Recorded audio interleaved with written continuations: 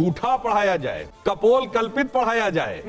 देखिए, कपोल कल्पित तो ये है कि नाली के पानी से आप गैस निकाल के चाय बना दीजिए। अरे गलत पढ़ाया जा रहा तो लिखो ना इतिहास। संघ के पास विमर्श नाम की कोई चीज है ही नहीं। पूछिए गांधी मत कहते थे कि नहीं कहते थे, उनसे पूछिए। और अगर ये ना माने तो गीता लेकर आइए और गीता पे हाथ रखवाइए इनसे कि नफरत की विचारधारा ने गांधी जी की हत्या की। आप लोग मुंह छुपाने के लायक नहीं। अगर मैं बताऊं सुभाष चंद्र बोस ने संघ के बारे में क्या कहा है कि नाथूराम गोडसे हिंदू था और ब्राह्मण था, ये कहने का क्या मतलब है?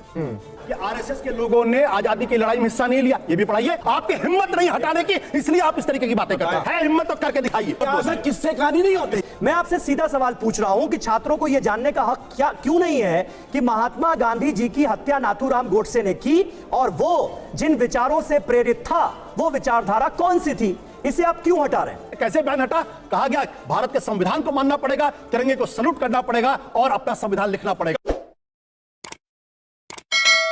चैप्टर्स तो बदले जा रहे हैं, बहुत कुछ है जो बदला जा रहा है, लेकिन इतिहास को कैसे बदला जाएगा? जब हम इतिहास की बात करते हैं तो हम दुनिया के इकलौते राष्ट्र हैं जो प्री हिस्टोरिक नेशन है, only surviving civilization of the ancient world. मगर अफसोस कि उस प्रागैतिहासिक राष्ट्र के इतिहास के बारे में कौन लिखता है? विदेशी लिखता है। विदेशी में भी कौन लिखता है? जो भारत में ज्ञान प्राप्त करने आया उनका इतिहास नहीं, जो भारत में लूटने आया उन लुटेरों का इतिहास। आपने भी कहा ना आईने अकबरी, तो पढ़ाओ आईने अकबरी में क्या लिखा है। उसने कहा, अबुल फजल ने लिखा है कि जब चित्तौड़ जीता तो अकबर कहता है कि मैंने वो मंदिर जो अलाउद्दीन खिलजी के बाद भी बच गए थे, हिंदू और जैन मंदिर, वो ध्वस्त किए, 30,000 लोगों की खोपड़ी पे खड़े होकर गाजी की उपाधि ली। ये भी पढ़ाइए, या तो फिर सब हटा दीजिए। तो मेन बात यह है कि ईमानदारी से इतिहास पढ़ाया जाए तो सही है। लेकिन अगर आप ये कहते हैं कि भाई मुगलों ने क्रूरता से शासन किया, तो अकबर के चरित्र का ये हिस्सा जो है, इसे पढ़ने से कैसे महरूम रह सकते हैं छात्र? फिर तो उनको पता लगना चाहिए ना कि अकबर के कैरेक्टर का एक हिस्सा ये भी था। यही तो मैं कह रहा हूं, नहीं था वो हिस्सा गायब और ये हिस्सा सही। मगर हमारे यहां उल्टा पढ़ाया जाता है, ये समस्या। उल्टा पढ़ाया जाए वहां तक भी ठीक है। हाँ।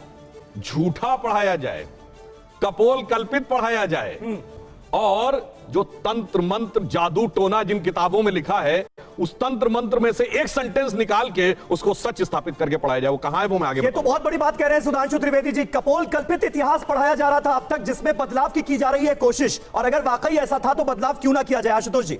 देखिए, कपोल कल्पित तो ये है कि नाली के पानी से आप गैस निकाल के चाय बना दीजिए। कपोल कल्पित तो ये है कि जब बादल हो तो आप भेज दीजिए एयरफोर्स को और वो रडार पकड़ नहीं पाएगा। देखिए, इस बहस में मुझे दिक्कत इस बारे में नहीं है। दिक्कत यह है कि मैं तो 100 साल से आरएसएस के होने वाला है। एक ग्लोबली रिकॉग्नाइज्ड संघ का इतिहासकार मुझे बता दीजिए जिसको पूरी दुनिया रिकॉग्नाइज करती हो। आप इतिहास डिलीट कर दीजिए, कोई दिक्कत नहीं है, इतिहास लिखिए। तो आप इतिहास आप बार बार कहते हैं इतिहास में गलत। अरे गलत पढ़ाया जा रहा तो लिखो ना इतिहास। अरे गलत पढ़ाया जा रहा तो लिखो ना इतिहास। बनो ना रोमिला थापर की तरीके से एक बड़ा इतिहासकार, बनिए ना बिपिन चंद्रा की तरीके से, बनिए ना केन पनिकर की तरीके से, बनिए ना सतीश चंद्रा की तरीके से। क्यों नहीं आपके यहाँ कोई बड़ा बड़ा इतिहासकार पैदा हो पाए जो लिख पाए, जो हिस्ट्री का एकमात्र इतिहासकार जो बीजेपी आरएसएस की तो नहीं है, वो है हिंदू महासभा के, वो वीर सावरकर। आप उनकी किताब पढ़ लीजिए, 6 glorious epochs of Indian history. आपको पता चलेगा कि पैरेलल हिस्ट्री लिखने की कोशिश की गई। बाकी और कौन है मुझे बता दीजिए। आप दिक्कत क्या है कि आपके यहां पढ़ने लिखने की परंपरा है नहीं, कोई बड़ा इतिहासकार है नहीं, इसलिए आप चीजों को डिलीट करना चाहते हैं। आप गांधी को हटाना चाहते हैं। इसे क्या विचारों का द्वंद्व आप नहीं मानते? आप कह रहे हैं सावरकर ने, वीर सावरकर ने एक पैरेलल हिस्ट्री लिखने की कोशिश की, वो उनके विचार भी तो हो सकते हैं। मैं सावरकर की बात नहीं कर रहा हूं, मैं आरएसएस की बात कर रहा हूं। अच्छा। और क्योंकि जब सावरकर का जिक्र आएगा तो आरएसएस के लोग बहुत तगड़ा भी दिखते हैं उसमें, और अगर अभी बता दूं तो भागने खड़े हो जाएंगे। ये ठीक क्या बात मैं कर रहा हूं? मैं कह रहा हूं कि इतिहास में विमर्श होना चाहिए, इतिहास में जंग नहीं होनी चाहिए। आप इतिहास लिखिए, स्थापित करिए। आप इतिहास स्थापित नहीं कर रहे हैं, आप इतिहास को मिटा रहे हैं। आप गांधी के विमर्श आपको नजर नहीं आ रहा है। गांधी जी और आरएसएस पर हम आएंगे, लेकिन अभी मुगलों पर मैं जानना चाहूंगा। संघ के पास विमर्श नाम की कोई चीज है ही नहीं। अगर होती तो 100 सालों के अंदर हिंदुस्तान का इतिहास लिखकर बोलते। गजब बेइज्जती है। उन्होंने कहा रोमिला थापर बहुत बड़ी इतिहासकार हैं, जिनका वो वीडियो आपने देखा होगा। इन्होंने कहा जब युधिष्ठिर को राज्य संभालने के लिए कहा जा रहा था तो उसके मन में भाव आया कि नहीं, मैं राज्य नहीं संभालना चाहूंगा। Renunciation was inspired by Ashoka. मतलब जो युधिष्ठिर का इंस्पिरेशन अशोका से लेने की बात करते हो, वो कितने महान इतिहासकार होंगे सब समझा। और आज तो बहुत सारे लिटरेचर अवेलेबल हैं, ये 60 और 70 के दशक में ये जो इन्होंने कहा ना, बिल्कुल सही बात है, बिल्कुल सही बात है। संघ की तरफ से किसी भी इतिहासकार बुद्धिजीवी को स्थापित नहीं होने दिया गया। झूठ बोल रहा है। और मैं इस डिबेट में उसमें डिटेल में नहीं जाना चाहता हूं। आशुतोष जी ने कहा कि थे ही नहीं, आपने अभी कहा कि होने ही नहीं दिया। मैं आने की बात कर रहा हूं। जब इन्होंने राजनीतिक कहा, ठीक है, बस हवा निकल गई। मुगलों का इतिहास पढ़ाया जाए। ये इंडिया गेट के चारों तरफ मुगलों के नाम पे क्यों है भाई सड़कें? Babar road, Akbar road, Humayun road, Shahjahan road, Chhatrapati Shivaji के महाराज पे है कोई लुटियन जोन में? बताइए। मान सिंह रोड है, महाराणा प्रताप नहीं है लुटियन जोन में, क्यों? अच्छा, जिस बात का जिक्र कर रहे हैं सुधांशु जी, मुझे लगता है उससे जुड़ी एक लाइन। बाबर का नाम हर हिंदुस्तानी जानता है, जो 1527 में आया, 30 में मर गया, 2.5 साल में। उससे ज्यादा जनता दल ने शासन किया इस देश पे। जिनके लोगों के नाम नहीं जानते लोग, 550 साल पहले के 2.5 साल वाले शासक का नाम सबको पता है। देखिए, आप जिस रोड का जिक्र कर रहे थे, ये देखिए हुमायूं रोड है। कम से कम मैं सुधांशु जी की ईमानदारी को मानता हूं। उन्होंने मान लिया कि संघ की परंपरा में कोई बड़ा इतिहासकार है, मान लिया इन्होंने, नहीं बनाया। अरे भाई, जब सावरकर लिख सकते थे, आप क्यों नहीं लिख सकते थे? 1925 से लेकर 1947 तक तो कांग्रेस का शासन नहीं था ना, लिख के दिखाते ना कम से कम। दूसरी बात, 6 साल अटल बिहारी वाजपेयी का शासन था, 9 साल नरेंद्र मोदी का शासन था, क्यों नहीं नाम हटाया आपने? सारे हटाइए ना, एक से एक। अरे अटल जी के टाइम आपके समय में औरंगजेब के नाम से रोड थी, हुमायूं के नाम से रोड है, अकबर के, क्यों नहीं हटाए? दिक्कत क्या है कि आप एक नैरेटिव गढ़ने की कोशिश करते हैं। जो लोग इतिहास लिखते हैं वो आके स्टूडियो में बोलते नहीं, वो लिखकर मोटा पथन्ना लिख के चले जाते हैं, लोग उसको पढ़ते हैं, उसके आधार पर विमर्श कर। दिक्कत क्या है? जो इतना ज्यादा टैलेंट डेफिसिट संघ परिवार के अंदर है कि वो इतिहास लिख ही नहीं सकते। मैं गारंटी के साथ करता हूं कि ग्लोबली रिकॉग्नाइज, एकेडमिक वर्ल्ड में रिकॉग्नाइज हिस्ट्री नहीं लिख सकते ये लोग। अगर हो सकता तो 100 साल के अंदर इतिहास लिख देते। मैं ये, क्योंकि प्रॉब्लम क्या है? प्रॉब्लम बहुत सीधी सी है कि जहां पढ़ने लिखने की बात होगी तो एक आदमी क्वेश्चन करेगा, क्योंकि संघ के अंदर क्वेश्चन करने की परंपरा नहीं है। एक चालक अनुवर्तित तो वहां पे है कि एक चालक नेता ने जो कह दिया उसको फॉलो करना है। मोदी जी ने जो कह दिया सब आंख बंद करके फॉलो करते हैं। दिक्कत यहां पे है, जो संघ चालक कह देते हैं सब आंख बंद करके फॉलो करते हैं। इस जब क्वेश्चनिंग नहीं है, इसीलिए आज हिंदुस्तान के अंदर हर जगह वॉइस ऑफ डिससेंट को क्रश किया। ठीक है, ये बड़ी बात आपने कही सुधांशु जी। सुधांशु जी इसका जवाब देना चाह रहे हैं, हालांकि मैं वो ये कह रहे हैं कि एक विचारधारा है जो कि थोपने की कोशिश की जा रही है। करता हूं कोर्ट की प्रोसीडिंग जी। श्री राम जन्मभूमि का विषय जब आया और वो Lucknow bench of Allahabad high court में था, तो दोनों पक्षों से कहा गया अपने अपने इतिहासकार लेके आइएगा। हमारी तरफ से गए डॉक्टर हर्ष नारायण श्रीवास्तव थे, एसपी गुप्ता थे, ग्रोवर साहब थे, डॉक्टर देवेंद्र स्वरूप थे। दो को तो मैं पर्सनली जानता हूं। इनकी तरफ से वही सब जेएनयू ब्रांड गए थे, जिसमें आर एस शर्मा जी थे, सूरज भान थे, रोमिला थापर थे, मगर वो अपने रिप्रेजेंटेटिव के थ्रू गए। कोर्ट से कहा गया कि साहब ये बताइए, ये एंशिएंट इंडिया का विषय आप में से कितने लोगों का विषय एंशिएंट इंडिया है? उन्होंने कहा जी हम नहीं जानते। दूसरा, उन्होंने लिखित में दिया ये आर्कियोलॉजी और कल्चर दो विषय होते हैं, ये खुदाई से रिलेटेड विषय है। उन्होंने कहा जी आर्कियोलॉजी हमारा विषय नहीं। अब आगे की मजेदार बात देखिए, दो सारे डॉक्यूमेंट दो ही लैंग्वेजेस में थे, फारसी में और संस्कृत में। ये जितने बाबरी मस्जिद की तरफ से तथा कथित लेफ्टिस्ट गए थे, इन्होंने कोर्ट में रिटन में दिया है कि ना हमें फारसी आती है ना संस्कृत आती है। गजब है साहब, ना आर्कियोलॉजी आती है, ना लिटरेचर आता है, मतलब ना लिखाई आती है, ना खुदाई आती है, और दावा ये कि सारी खुदाई आती है। ठीक है सर, एक सेकंड। एक लेफ्टिस्ट इतिहासकार जिसने किसी वैदिक गुरुकुल में जाकर संस्कृत पढ़ी हो और तब संस्कृत के ऊपर कमेंट किया हो, जैसे आईआईटी में जाकर। तो यहाँ पर ये बड़ी दिलचस्प बड़ी पर चल रही है और दोनों तरफ से एक दूसरे को चैलेंज किया जा रहा है। मैं सीधे तौर पर देख रहा हूं। मैंने चैलेंज नहीं किया, मुझे कुछ रिपोर्ट्स भी दिखानी है, मुझे कुछ रिपोर्ट्स भी दिखानी है। मैं कहता हूं, भारतीय जनता पार्टी के सांसद ने फिर लाइव टेलीविजन में मान लिया कि इनका कोई इतिहासकार नहीं है। जो आपने कोर्ट में, अरे भाई आपने माना, दोबारा माना आपने, दूसरी बार माना आपने। मैं कहता कि आप ये कहते हैं कि हमारे फला इतिहासकार ने जो संघ से जुड़े हुए हैं, इतनी मोटी किताब लिखी जिसको दुनिया रिकॉग्नाइज करती है। आप कोर्ट में जा रहे हैं। दुनिया का मतलब क्या है? रोमिला थापर को, बिपिन चंद्रा को, के.एम. पनिकर को, सतीश चंद्रा को दुनिया वर्ड के हिस्टोरियन, टॉप हिस्टोरियंस रिकॉग्नाइज करते हैं। और यही दक्षिण पंथियों की दिक्कत है। दक्षिण पंथियों का लेखन है ही नहीं, इतिहासकार है ही नहीं, और उनका एकेडमिक्स है ही नहीं, वो सिर्फ क्वेश्चनिंग। ठीक है, आप ये बहुत बड़ा चैलेंज प्रोफेसर वार्ष्णेय, एक बहुत संगीन आरोप लग रहा है, और वो आरोप ये है कि जो वामपंथी इतिहासकार थे उन्होंने गलत इतिहास गढ़ने की कोशिश की, हमारे बच्चों को गलत इतिहास पढ़ाने की कोशिश की। ये आरोप जो है, इस पर आपका जवाब क्या है? समीर जी देखिए, सीधी सादी बात है, मैं आपकी इस बात से, जो सुधांशु जी ने इन्होंने जो आरोप लगाया वो गलत है। मैं आपको उसको सिलसिलेवार ढंग से बताता हूँ। पहली बात तो इनके इतिहास के ज्ञान को देख लीजिए। ये कहते हैं कि साहब भारत एकमात्र ऐसी सिविलाइजेशन है, भारतीय सिविलाइजेशन, जो प्रीहिस्टोरिक है या ऐतिहासिक प्रागैतिहासिक समय से चल रही है। भैया रे, मैं ये जानना चाहता हूँ मेसोपोटामिया क्या थी, खत्म। नील नदी की सभ्यता क्या थी, खत्म। अरे सुनिए, अनातोलिया क्या बोलिए? सभ्यता तुर्की क्या खत्म। थी, हिटियंस कौन थे, खत्म। बताइए ना। सब खत्म अरे हो हाँ, गए, सुनिए, इतिहास में हम अब जीवित देखिए, मैं आपके सभ्यता बीच में नहीं बोला था। मैंने जीवित कहा, इतिहास बात को झूठ मत इतिहास बोलिए। में किससे कहानी नहीं होती, किससे कहानी नहीं, रियल में इतिहास आज को भाई। लेने के लिए मोस्ट साइंटिफिक टूल होता है आर्कियोलॉजी। बहुत नहीं नहीं, देवेंद्र स्वरूप को पर्शियन आती है, हर्ष नारायण श्रीवास्तव को पर्शियन आती थी, आपके यहाँ संस्कृत नहीं आती थी। हर्ष नारायण श्रीवास्तव जी को पर्शियन भी आती थी और सुन लीजिए, संस्कृत भी आती पूरी थी। बात सुनिए, ये कोर्ट की प्रोसीडिंग मैं आपके बीच में नहीं बोल रहा। आगे नहीं, अगर आपसे चिल्लाएंगे तो मैं ठीक है, चिल्लाऊंगा। यूं आप करके सुनिए पूछा पूरी बात इसलिए को। मैंने बोला। ना तो उनको आती थी ना उनको आती थी, और जो प्रोफेसर आरसी ठाकरानी हो गए वो आर्कियोलॉजिस्ट हैं, उन्हें संस्कृत आती है, उन्हें पाली आती है, और जो प्रोफेसर सूरज मान गए उनको भी संस्कृत और ब्राह्मणी और पाली आती थी। किसने आपको कहा ये लखनऊ कोर्ट में कहा गया? ये बिल्कुल नहीं कहा गया। आप लाइए रिकॉर्ड लखनऊ कोर्ट के। लखनऊ का इंतजार कर रहे थे। जी, इनकी योजना सुनिए जल्दी से, जल्दी। झूठे इतिहास की इनकी योजना सुन लीजिए। आजादी के बाद से आज तक ये इन्होंने विदेशियों ने लिखा एक साथ, रोमिला थापर विदेशी है, आर एस शर्मा विदेशी है, डी एन झा विदेशी है, या प्रोफेसर क्या कहते हैं विपिन चंद्र विदेशी है, तहसील चंद्र विदेशी है।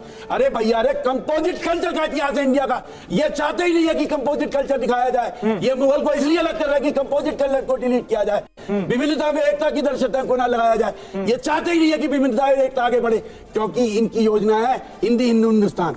अगर ये सब दिखाएंगे तो इनको अडानी भी दिखाना पड़ेगा, 20,000 करोड़ रुपए शेल कंपनीज के भी दिखाने पड़ेंगे। ठीक है। ये उसको तो निकाल रहे हैं। अब सुन लीजिए, जितने भी राम पे लिखे गए हैं, हाँ। अगर आप मुगल को नहीं बताएंगे तो मेडिवल इंडिया के राज्य का धर्म, राज्य की प्रवृत्ति कैसे बताएंगे आप?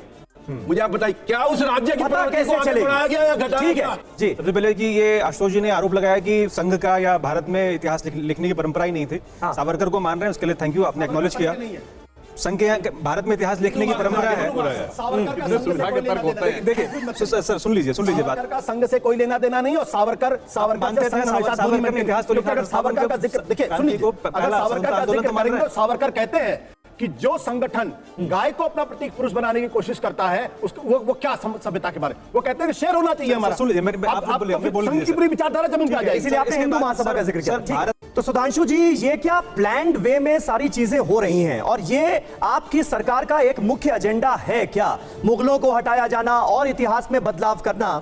अगर ऐसा है तो फिर ये क्यों बताया नहीं जा रहा है कि भाई सरकार ये चाहती है इसलिए हम ये कर रहे हैं? फिर ये क्यों कहा जा रहा है कि भाई कोविड था, पाठ्यक्रम कम करना था, ताकि मुश्किल सवाल जो हैं वो छात्रों को तैयार ना करने पड़े, इसलिए हमने ये बदलाव यानी किया। जब कम करना होता है तो फालतू की चीजें हटाई जाती है ना। तो मैं ये कह रहा हूँ, सुनिए एक बार। हाँ, बिल्कुल बता रहा हूँ मैं, कैसे बता रहा हूँ। मुझे लगता है कि देखिए दर्शक इस मैं बात को बात देख रहे बता रहा होंगे, हूं, पूरा वाक्य होने दीजिए, सर, क्या तरीका है? राष्ट्रीय प्रवक्ता मैं सोच समझ के बोला है। बिल्कुल, मैं सोच समझ के बोला। कारण क्या था ये दर्शक कि सुने। मुगलों की, हाँ भाई बिल्कुल, दर्शक इस बात को मैं सुने। बता रहा हूँ भाई। एक करके चलिए, मुगल फालतू क्यों थे ये बता रहा हूँ, सुनिए। मुगलों की उत्पत्ति बाबर के वंश से मानी जाती है, जिसकी मां मंगोल और बाप उज्बेक था। ठीक, टोटल फॉरेनर कनेक्शन। और आज के मुसलमानों से खामखा में जोड़ने की कोशिश करते हैं। आज जीनोम सीक्वेंसिंग का दौर आ गया है। चुनौती से कहता हूं, भारत के किसी मुसलमान का उज्बेक और मंगोल डीएनए से कोई कनेक्शन नहीं है। मैं तो कहता हूं मोदी सरकार से, भारतीय जनता पार्टी से, कि 1526 से लेकर 1707 और 1857 के इतिहास को सिलेबस हटा दीजिए। भाई सरकार आपकी है। क्योंकि भारतीय जनता पार्टी के राष्ट्रीय प्रवक्ता पढ़े लिखे सुधांशु त्रिवेदी ये कहते हैं ये फालतू है। जो चीज फालतू है वो इतिहास का हिस्सा नहीं होना चाहिए। मैं कहता हूं कि आप और दूसरा क्या है, मोहम्मद गजनवी जब से आया है जी, आप जब से ब्रिटिश आ गए, वो पूरा इतिहास बच्चों की किताब से हटा दीजिए। हटा दीजिए। फिर उस दौर का इतिहास कैसे जानेंगे बच्चे? नहीं, यही तो कह रहे हैं फालतू है। भाई आप इनसे सवाल पूछिए। सुधांशु जी, आप सुधांशु जी से बता रहा हूं। समीर, फिर एक बार, भारतीय जनता पार्टी जो सत्ता में है उसके राष्ट्रीय प्रवक्ता सुधांशु त्रिवेदी ये कह रहे हैं फालतू है। मेरा तर्क ये है, जो फालतू उसको हटा दीजिए, जो महत्वपूर्ण है भारत के इतिहास को सुख रखिए। इसमें कहा, मैं तो आपके साथ हूं। आप 16 साल हो गए, अटल बिहारी वाजपेयी ने 6 साल प्रधानमंत्री थे, 9 साल से नरेंद्र मोदी जी, क्यों नहीं हटा रहे आप इसलिए नहीं हटा रहे हैं क्योंकि आपको गांधी जी से दिक्कत है। ये वो संस्था है जो गांधी वध कहा करती थी 1962 तक। उसके बाद गांधी से नहीं लड़ पाए तो प्रातःस्मरणीय कर दिया। सुधांशु जी बैठे, पूछिए गांधी वध कहते थे कि नहीं कहते थे, उनसे पूछिए। और अगर ये ना माने तो गीता लेकर आइए और गीता पे हाथ रखवाइए इनसे। भैया मुंह निकल जाएगा हमारा ऐसा करेंगे तो। अच्छा सुनिए, गांधी बिपिन चंद्रा का नाम इसलिए दिक्कत इनको कि भगत सिंह टेररिस्ट थे, और 2016 में जब हमने संसद में सवाल उठाया तो कहते हैं अगले एडिशन में हटा देंगे। बोलिए टेररिस्ट कहा था कि नहीं? बोलिए भगत सिंह को टेररिस्ट कहा था कि नहीं? उस पर हाथ रखकर बोले, हाथ रख के बोलो भगत सिंह को टेररिस्ट कहा था कि नहीं? कहा जाता था, झूठ बोलते हैं। भगत सिंह को टेररिस्ट कहा जाता था, टेररिस्ट, रिवॉल्यूशनरी टेररिस्ट बोलने वाले लोग आज आके भाषण देते हैं। भगत सिंह ने आपके बोलिए टेररिस्ट कहा था कि नहीं? बोलिए टेररिस्ट कहा था कि नहीं? के बारे में क्या कहा है? सरदार पटेल ने 11 सितंबर 1948 को जो चिट्ठी लिखी गोलमेज में क्या लिखा है? आपकी नफरत की विचारधारा ने गांधी जी की हत्या की। सरदार पटेल ने कहा, ठीक है, सरदार पटेल ने कहा। आप लोग मुंह छुपाने के लायक नहीं। अगर मैं बताऊं सुभाष चंद्र बोस संघ के बारे में क्या कहा है? मुझे अपने घर जाना है। हमें संघ के बारे में क्या कहा है? कुछ गलतियां के बारे में क्या कहा? अतीत में कुछ गलतियां हुई हैं, लेकिन क्या वाकई में क्या वाकई उन गलतियों को सुधारा जा रहा है, या फिर एक राजनीतिक विचारधारा थोपने की कोशिश की जा रही है? साहिब साहब जल्दी से आपका कमेंट। देखिए, हम इतिहास को उसी नज़र से देखना चाहते हैं जैसा राष्ट्र हम बनाना चाहते हैं। तो इतिहास से हम जिन चीज़ों को डिलीट करने की कोशिश कर रहे हैं, वास्तव में उनको डिलीट नहीं कर सकते, लेकिन हम वैसा राष्ट्र बनाना चाहते हैं। हाँ। आप अपने बच्चों को अगर ये बताना चाहें कि हमारे पड़ोसी ये कौन क्यों हैं, हमारे ऐसे सामाजिक संबंध क्यों हैं, तो इसके लिए हमें इतिहास में जाना होगा। हाँ। और हम इतिहास को संपूर्णता में दिखा करके उनको ये बात समझा सकते हैं। और मैं समझता हूँ कि भारत के पास एक खूबी है। मैंने दुनिया के दूसरे राष्ट्रों को देखा और महसूस किया कि भारत के पास एक खूबसूरती है कि हमारा सामाजिक संस्कृति का इतिहास है, कंपोजिट कल्चर का इतिहास है। ये हमारी मजबूती है, ये हमारी कमजोरी नहीं है। इसको हम अपनी ताकत बनाएं, बच्चों को बताएं कि कौन सा शासक आया, उसका व्यवहार कैसा था, उसकी खामियां क्या थी, उसकी खूबियां क्या थी। हमें इसको संपूर्णता में लिखना होगा और संपूर्णता में आने वाली पीढ़ियों को बताना होगा। कोई हिस्से को हम इतिहास से हटाएंगे तो हम अपने आने वाली पीढ़ियों के साथ में जाति कर रहे हैं, उनके साथ में कुछ दुराव छुपाव कर रहे हैं, जिससे कि वो संपूर्णता में चीजों को ना समझ पाए। मतलब मुगल शासकों ने जो अच्छे काम किए वो भी बताए जाने चाहिए, जो गलत काम किए वो भी बताए जाने चाहिए। बिल्कुल, जैसे हमने बचपन में पढ़ा कि भाई अकबर ने कुछ अच्छे काम किए, शाहजहां ने काम अच्छे किए, लेकिन औरंगजेब बड़ा क्रूर शासक था, उसने बड़े जुल्म ढाए। इन सबसे मिलकर हमारा भारत बनाए। इन सबसे मिलकर हम सबके बारे में बताएं। मैं बताऊं इतिहास की बहुत सारी चीजें जिनकी तरफ हमें ध्यान देना चाहिए। हम मुगल और हिंदू के बीच की लड़ाई लड़ रहे हैं। अभी इस देश के बहुत सारे लोग हैं जिनका इतिहास नहीं लिखा गया। दिनेश जी करें, लेकिन जो अच्छे काम भी मुगलों ने किए वो अपने स्वार्थ के लिए किए। आप मुझे बताइए तो सही। अरे भाई, जो भी शासक है, कौन तय करेगा? जो भी शासक है, कौन तय करेगा? कोई तो आधार होगा ना। बता रहा हूँ मैं, जो हिंदू शासक है, मुस्लिम शासक है। तो पढ़ाना पड़ेगा ना कि आरएसएस के लोगों ने आजादी की लड़ाई में हिस्सा नहीं लिया। ये भी पढ़ाइए। अरे सुनिए ये भी पढ़ाइए। अच्छा, इस बात को लेकर और ये पढ़ाइए कि गुरु गोलवलकर ने जो शहीद थे उनके बारे में क्या कहा। यहाँ तक कहा कि वो आदर्श नहीं हो सकते। मुझे लगता है मुगलों से मैं दर्शकों से कह रहा हूं, इन लोगों से नहीं, बच्चों से पूछिए सिर्रा अकबर का नाम किसने सुना है? दावे से कहता हूं 10 में 9 को पता ही नहीं सिर्रा अकबर कहां है। क्यों नहीं दारा शिकोह को पढ़ाया? वो तो अच्छा काम किए थे भाई। एक मिनट सर, अब आप बोले तो मैंने नहीं बोला। बोलिए आशुतोष जल्दी। 16 साल सरकार में रहे, क्यों नहीं पढ़ाया आपने? सिलेबस में क्यों नहीं डाला? 16 साल रहे, अटल जी की 8-6 साल की सरकार थी। मैं तो यही तो सवाल कर रहा हूं कि भाई लेफ्टिस्टों ने अगर इतिहास का बंटाधार किया, आप पढ़ाइए। आप मुगलों के इतिहास को हिंदुस्तान के इतिहास से बाहर कर दीजिए, क्योंकि वो फालतू है। आप ये काम क्यों नहीं कर रहे? आप उसको डालिए ना, डंके की चोट पर डालिए। आप कहिए कि मुगलों का इतिहास हिंदुस्तान के बच्चों को नहीं पढ़ा, फालतू है, हटा दीजिए। आप ये नहीं कर रहे। हुमायूं रोड है, आप कहेंगे हुमायूं रोड क्यों है? अकबर, अरे हटाइए ना। किसने मना किया आपको? 303 में आपके मेंबर ऑफ पार्लियामेंट है। आपकी हिम्मत नहीं हटाने की, इसलिए आप इस तरीके की बातें करते हैं। है हिम्मत तो आप मुगलों के इतिहास को भारत के हटा के दिखाइए। एक दिन के अंदर करिएगा, नहीं कर सकते। खामोश अख्तियार करने वाले लोगों से मैं एक ही बात कहता हूं, मुगलों का इतिहास कल नरेंद्र मोदी जी संसद में प्रस्ताव पास करके हटा दे। ठीक है, ठीक है, पार्टी में आप थे। हिम्मत तो करके दिखाइए। ठीक है, सर मुगलों को बहुत फुटेज मिल गई। अब बात हम कर लेते हैं इस देश के सबसे बड़े सेकुलर नेता राष्ट्रपिता की। कक्षा 12वीं क्लास, किताब राजनीतिक विज्ञान। क्या निकाला गया है? आउट ऑफ सिलेबस क्या किया गया है? महात्मा गांधी की हिंदू मुस्लिम एकता की दृढ़ कोशिश ने हिंदू चरमपंथियों को उकसाया कि उन्होंने गांधी जी की हत्या के कई प्रयास किए। हिंदू चरमपंथियों को उकसाया कि उन्होंने गांधी जी की हत्या के कई प्रयास किए। यह हटा दिया गया। गांधी जी उन लोगों को विशेष रूप से नापसंद थे जो चाहते थे कि हिंदू बदला ले। यह हटा दिया गया। या जो चाहते थे कि भारत हिंदुओं के लिए एक देश बने, ठीक वैसे ही जैसे पाकिस्तान मुसलमानों के लिए था। ये पहले पढ़ाया जाता था, लेकिन अब इसे सिलेबस से बाहर का रास्ता दिखा दिया गया है। अभी नाथूराम गोडसे का भी जिक्र हुआ। गोडसे पर क्या हटाया गया है ये देखिए।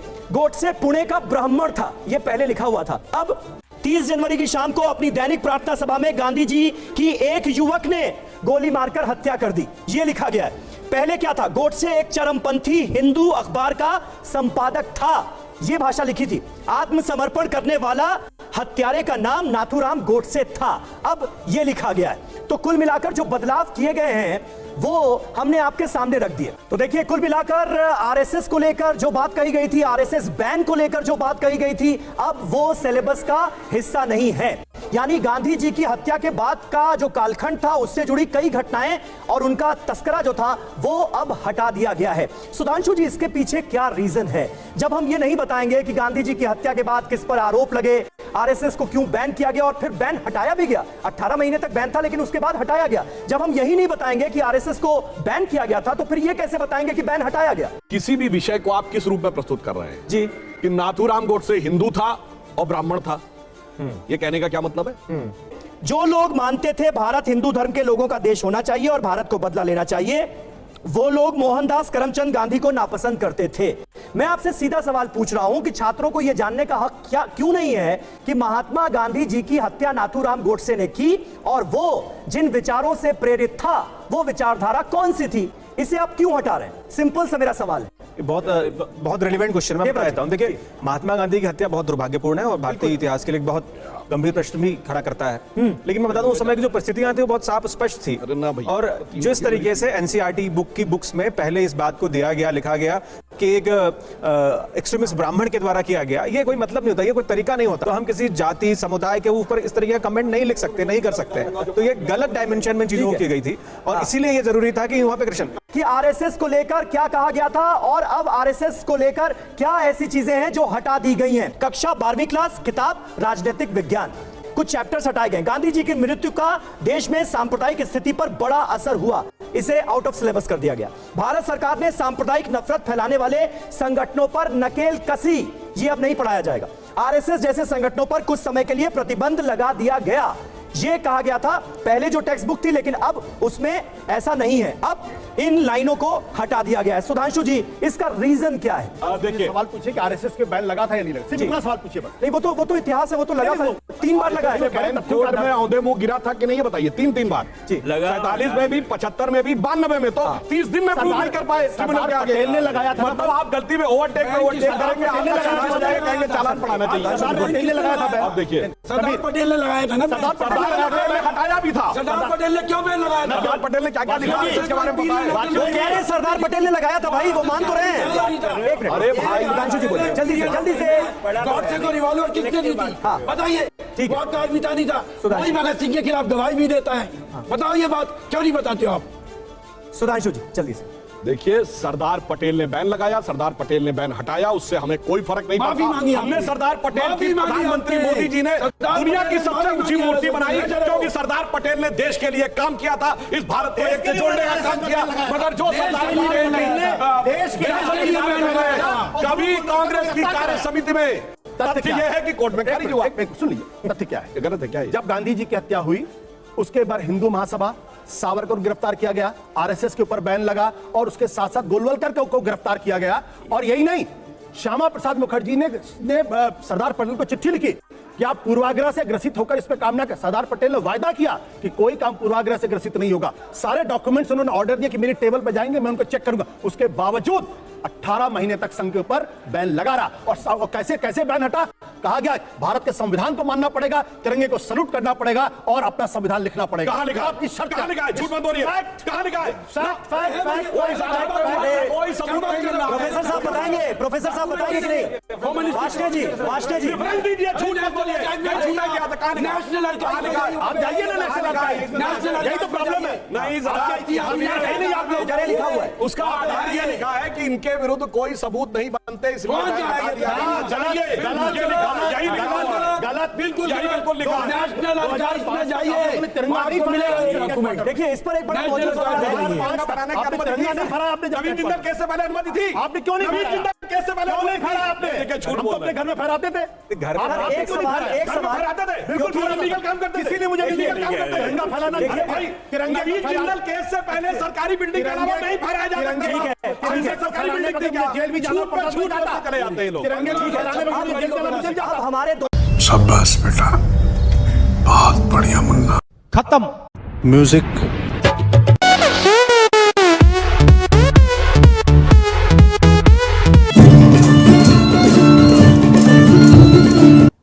अब बताइए मैं क्या करूंगा?